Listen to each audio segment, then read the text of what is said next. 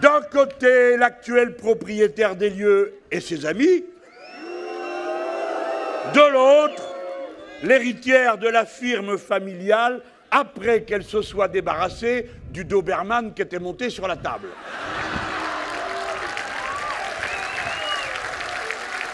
Et le système est content. Le système est content. Au fond, tout ça, c'est la même touillette. Ah, je ne confonds pas M. Macron et Mme Le Pen. C'est pas ça que je suis en train de vous dire. Mais je sais aussi qu'il y a une différence. M. Macron, c'est le programme économique de Mme Le Pen, plus le mépris de classe. Mme Le Pen, c'est le programme économique de M. Macron, plus le mépris de race.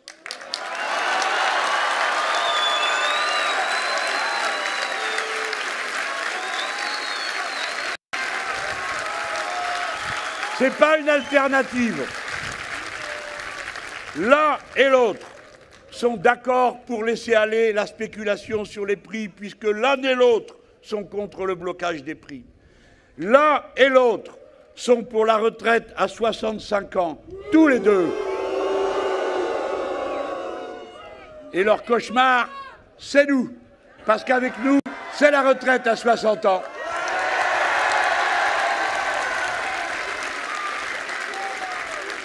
Les deux sont d'accord pour geler le SMIC. Et nous, on est pour le faire passer à 1 400 € net. Les deux sont d'accord pour augmenter votre salaire avec votre argent. Ils suppriment des cotisations sociales, c'est votre salaire. Ils vous les donnent en salaire net. Et puis après, il faut bien payer. Hein. Alors, vous paierez avec vos impôts. C'est une trouvaille. Les deux sont d'accord avec cette invention grotesque qui, au départ, était seulement une trouvaille du père Le Pen. Ils sont d'accord, les deux, pour baisser ce qu'ils appellent les impôts de production. Alors, bien sûr, les impôts de production, tout le monde sait que l'État s'en empare pour le jeter sur le sable de la Méditerranée et le faire disparaître. Non, les impôts qui sont payés là servent à faire des rues, à faire de la lumière, servent à faire des écoles, servent à ramasser les déchets, servent à les traiter. Nous avons besoin de cet argent. Alors, si on ne les paye pas au point de départ, c'est-à-dire dans la production où s'opère l'ensemble des échanges et la création de richesses, où va-t-on les prendre, s'il vous plaît? Dans vos poches. Voilà ce qu'ils ont prévu. Les deux sont d'accord avec la même mine pour relancer le nucléaire mot pour mot, sans un mot. Mais j'admets, écoutez, j'admets qu'on puisse ne pas penser comme nous, pourquoi pas? Parlons-en. Mais quand même, au minimum, on est au XXIe siècle. Il y a déjà eu Tchernobyl et Fukushima. Au minimum, ils pourraient nous dire qu'est-ce qu'ils comptent faire pour faire face au danger quand vous avez déjà tant de centrales, 17, qui sont arrivées au bout de leur existence prévue de 40 ans et qui continuent. Ils pourraient nous dire, une fois pour qu'on l'entende, au moins pour qu'on s'endorme pro-nucléaire et rassuré, qu'est-ce qu'ils vont faire avec les déchets qui durent plus de 100 000 ans? Qu'est-ce qu'ils comptent faire? Ils ne vous le disent pas. Ils vous disent, mot pour mot, Monsieur Macron, 6 centrales nucléaires nouvelle génération. Madame Le Pen, 6 centrales nucléaires EPR, c'est la même chose. Et, rajoute-t-elle, je réouvre Fessenheim. Voilà. L'un et l'autre veulent continuer les pesticides et l'agriculture chimique. Vous autres tous, vous n'avez pas encore tous bien compris l'ampleur de la cata. Dans 90% des urines des Français, on retrouve du glyphosate. Dans 99% des rivières françaises, on retrouve des pesticides. Et maintenant, les micro-particules de plastique que vous absorbez en vous nourrissant, de poissons ou d'animaux, qui ont absorbé eux-mêmes de l'eau dans laquelle il y avait ces micro-particules, se retrouvent dans votre sang. C'est la raison pour laquelle la politique de santé de l'Union populaire, ce sera une immense politique de prévention, et que c'est la même chose d'interdire les glyphosates, et vouloir traiter correctement les gens contre les épidémies de diabète, contre l'obésité, contre les cancers de toutes sortes qui sont le résultat direct de la pourriture de l'environnement. L'un et l'autre, ils veulent que ça continue et Madame Le Pen, en caressant un chat, nous dit dans un monde idéal, il ne faudrait pas de produits phytosanitaires. Et vous voyez que cette dame, elle est bien brave.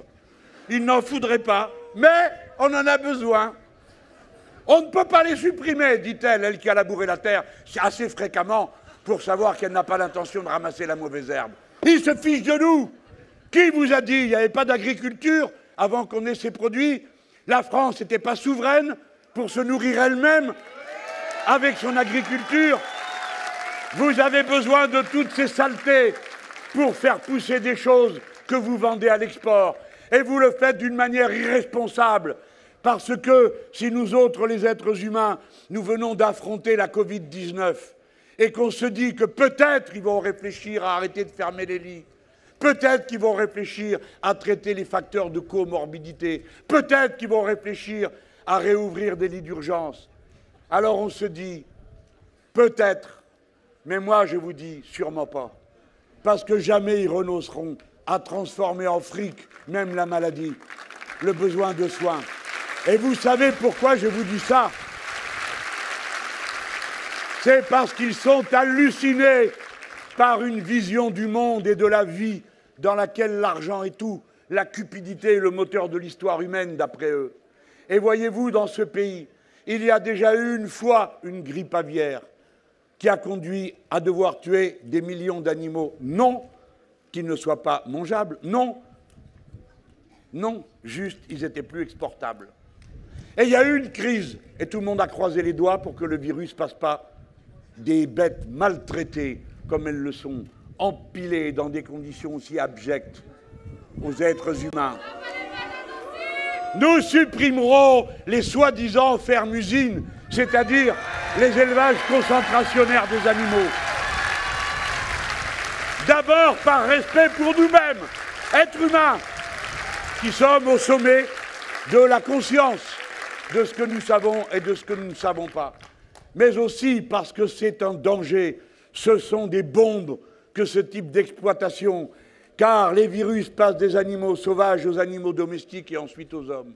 Il y a déjà eu une crise de grippe aviaire, il y a déjà eu une deuxième crise de grippe aviaire et ils n'ont rien fait. Il y a eu une troisième crise de grippe aviaire et ils n'ont toujours rien fait. Il y a eu une quatrième crise de grippe aviaire et ils n'ont rien fait. Et nous en sommes à la cinquième et il y a 10 millions de ces pauvres animaux qui ont dû être tués, juste parce que les autres n'ont rien prévu, rien pensé, et comme d'habitude, ils attendent d'avoir le nez dessus pour se rendre compte des problèmes.